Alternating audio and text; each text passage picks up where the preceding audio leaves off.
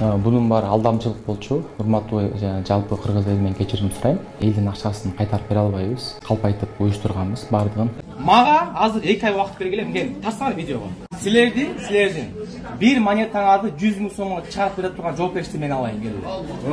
Бирок 2 айдын аралыгында мен тартып силердин бир монетаңарды 100 000 сомго чыгарып берем. Мен сөз берип атам, Алланын каалоосу менен. 10 жылдын аралыгында bir uçluk monetаны 10 milyon dolara çeçiyorlar.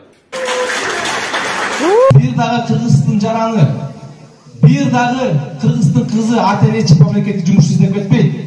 Çet mamleketleri Kırgızстанга jumuş izlep berişет.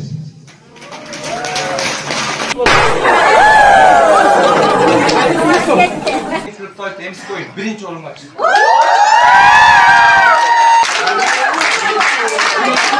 Donald Trump'ın söylenen sözünü ayıp vereyim. Kırgızça fotoğraf vereyim işte.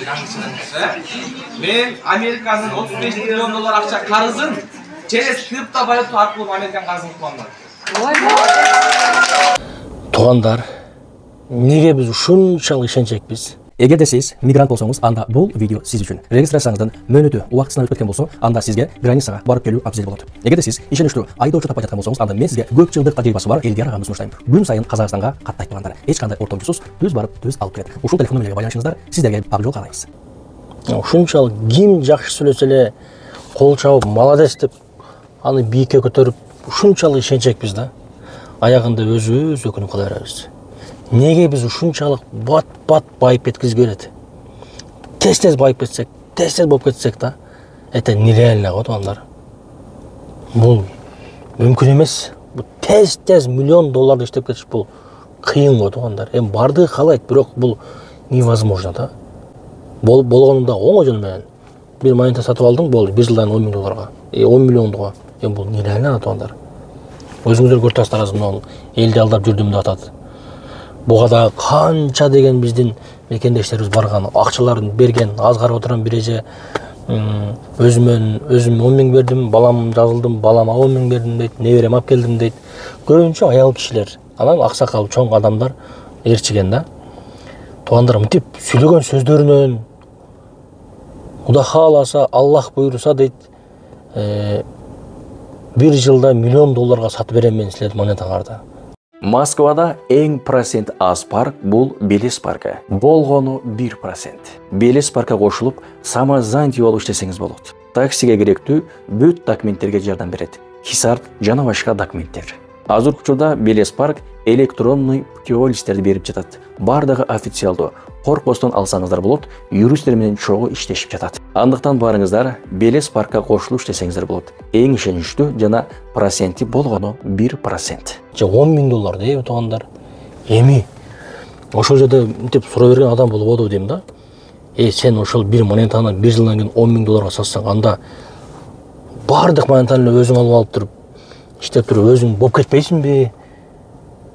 Депчи, эч ким мындай нерсе болсо, бирөөнү чакырып давай мен сен жардам берем дебейт да тугандар. Аны ошондой реально ошондой болсо, ал адам өзү болуп кеткиси келет. Ошончо монета сатып, миллиард. Дональд Трамптын сөзүн которуп берейин. Ошол Американын карызын ушундай монета менен кутулам деп атат деп. Мындай сөздү мен билбейм, айтты экен, айтпады экен, бирок мамлекеттин президенти мынтип сүйлөбөсө керек деп ойлойм да эми. Билбейм эми. В общем, тугандар ушундай алдамчылык, ширин сөзгө ишенип, карагалач канча деген үй бүлө азыр алданып, эри аялы менен, аялы эри менен урушуп атканда болушу мүмкүн да. Себеби бирөөнүн аялы барды, эри койчу, ишенбейчи буга десе, ишенем, аяк деп. Бирөөнүн эри барды, аялы барба десе, барып, мисалы үчүн бирөөнүн баласы барды, бирөөнүн атасы барды. Бирөөнүн баласына балким ошол мигрант болуп иштеп жүргөн бала акча алган баласынын пулун ого берген болуп кетет буйруса деп. Эми бул тугандар ошогон тез болуп кетесиң, байып кетесиң дегендерге өзү ишенич жок да. Бирде мен Москвага жаңы келген малда бир досум чакырган. Алында башына электrik машина да. Жолукпайлы дейт. Анан кантип эле бул жолугайлы деп калды деп, майлы деп барсам, бир офиске алып кирген. Офиске алып кирип олтуруп, бир малдан бир баланы кирди. Ак көйнөк, костюм, өчүп кеткен бир кашлатар болуп мантип бир нерсе мен билбейм да кандай компания бир нерселерди айтып башыңды оорутат.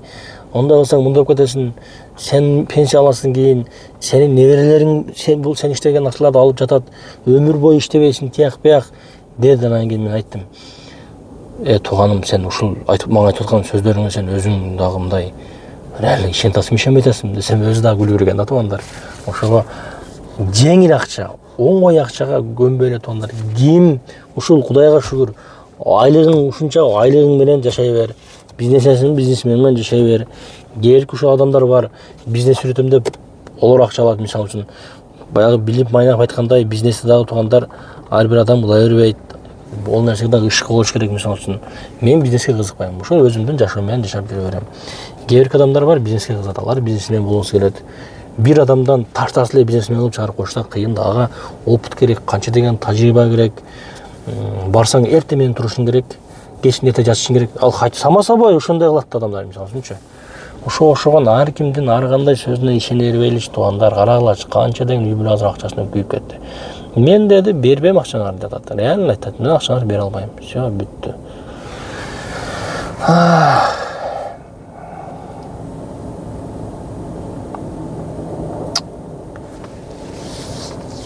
Не деген эми туугандар, не деген. Ишенчекпиз да өзүбүз дагы туугандар, өзүбүздө дагы күнөө бар да.